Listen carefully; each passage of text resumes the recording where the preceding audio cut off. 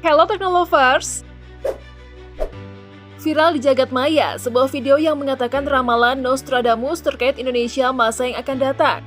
Bermula dari seorang pengguna TikTok dengan nama akun @ilyasmhmmd, membagikan sebuah cerita di mana dirinya tak sengaja mendapatkan sebuah ramalan yang melibatkan Indonesia versus Australia. Ya, ramalan itu mengatakan bahwa Indonesia dan Australia akan berperang pada tahun 2037 mendatang. Akankah ramalan itu menjadi kenyataan? Padahal saat ini hubungan kedua negara baik-baik saja loh. Lihat saja, pada Februari 2020 lalu, kedua kepala negara Indonesia dan Australia merayakan 70 tahun terjalinnya hubungan diplomatik. Sebagaimana disaksikan dalam kunjungan Presiden RI Joko Widodo ke Parlemen Australia di Canberra. Tapi kalau dilihat dari historis relasi antar sebuah negara, tentu saja tidak ada yang benar-benar mulus. Namanya hubungan ya. Nah, pasalnya hubungan Indonesia dan Australia pernah merenggang. Misalnya saat terjadi konfrontasi antara Indonesia dan Malaysia. Ketika itu Australia ikut campur tangan dan berpihak kepada negeri jiran, yang kemudian melibatkan militer Australia ikut pertempuran dengan militer Indonesia di Borneo, Kalimantan. Sempat membaik dan menjalin hubungan diplomatik pada masa Orde Baru, tapi kemudian kembali memanas saat terjadi pemisahan Timur-Timur dari Indonesia pada tahun 1999. Lagi-lagi, Australia dinilai turut ikut campur di dalamnya. Adanya kabar mengenai pencari suaka dan penyadapan yang dilakukan oleh intelijen Australia terhadap biro-biro hukum di Indonesia. Ditambah lagi, enggannya Australia memberikan tanggapan atas kecurigaan Indonesia. Tentu saja Indonesia semakin mempertegas garis batasan dengan Australia antara kawan dan lawan. Lama tak terdengar sejak kali terakhir, pada tahun 2017, tiba-tiba berbagai media online heboh memberitakan renggangnya hubungan militer Indonesia dengan Australia. Hal tersebut lantaran pengalaman pelatih dari Korps Pasukan Khusus atau Kopassus yang mengajar di Sekolah Pasukan Khusus Australia, di mana saat mengajar, pelatih Kopassus mendapatkan adanya pelajaran-pelajaran yang berisi soal menjelek-jelekan tentara negara Indonesia atau TNI di akademi itu. Wah, gimana tuh? Ditambah lagi, ia mengatakan sebuah tulisan yang mengatakan penghinaan terhadap lambang negara Indonesia, Pancasila. Waduh, berat nih. Tapi sabar, udah nggak sekarang kok, udah baikan katanya, apalagi relasi di bidang militer. Terlepas dari jejak historis kedua negara ini, baik Indonesia maupun Australia, sama-sama terus meningkatkan kekuatan militer dari berbagai sektor. Dilansir dari GFP, mencatat daftar peringkat militer terkuat di dunia, Indonesia berada di posisi ke-15, sedangkan Australia di urutan ke-17, dan 142 negara yang terdaftar. Indonesia memiliki prajurit aktif sebanyak 400.000 personil, 400.000 personil cadangan dan paramiliternya berjumlah 280.000 personil.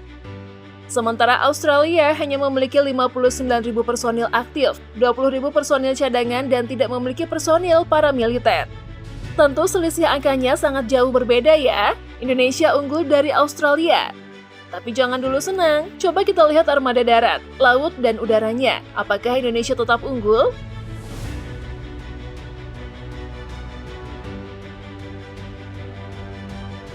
Armada darat. Tank, Indonesia, 314 unit, Australia, 59 unit. Kendaraan lapis baja, Indonesia, 1.765 unit, Australia, 1.444 unit. Artileri derek, Indonesia 413 unit, Australia 54 unit. Artileri gerak, Indonesia 153 unit, Australia 0. Proyektor roket, Indonesia 63 unit, Australia 0. Di mana jika dijumlahkan armada darat Indonesia sebanyak 2.708 unit, sedangkan Australia hanya memiliki jumlah armada darat sebanyak 1.557 unit.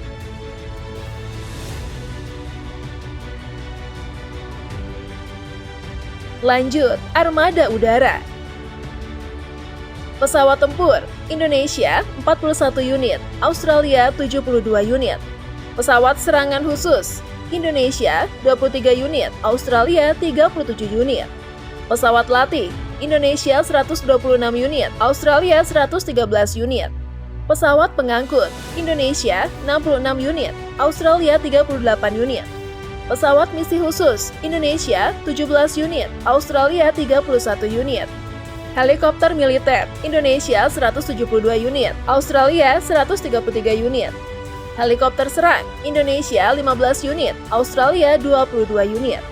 Di bagian udara, masih Indonesia memegang kendali meskipun hanya sedikit selisih jumlah armada, di mana Indonesia memiliki jumlah armada sebanyak 460 unit, sementara Australia hanya memiliki 415 unit armada udara.